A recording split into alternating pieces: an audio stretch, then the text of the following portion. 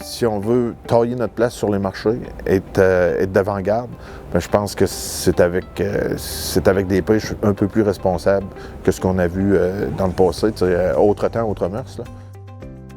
Les chiffres qu'on a avec les chaluts conventionnels de plusieurs pêches, c'est à peu près 10% de capture accidentelle dans le sébaste.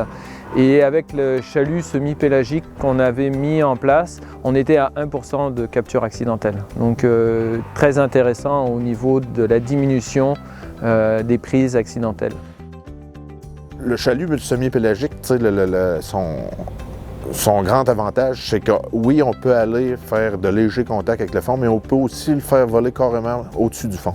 Fait que c'est ces essais-là qui ont été menés cet été, là, on a démontré qu'on peut faire voler le chalut. La prochaine étape de Mérinov dans le dossier du sébaste est d'accompagner les pêcheurs dans leur choix d'équipement pour qu'ils aillent vers des pratiques qui soient le plus respectueuses possible de l'environnement et en même temps qu'ils soient rentables pour eux autres.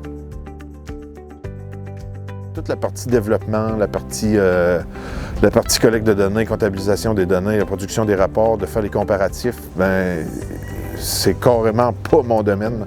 Quand même que je voudrais essayer d'avancer là-dedans, je vais être capable de vous dire, oui, j'ai eu des résultats, mais de les quantifier, c'est impossible pour moi. Ça fait que c'est là qu'il faut se tourner vers des organismes comme Mérinov, qui ont tout le personnel qualifié pour faire le développement.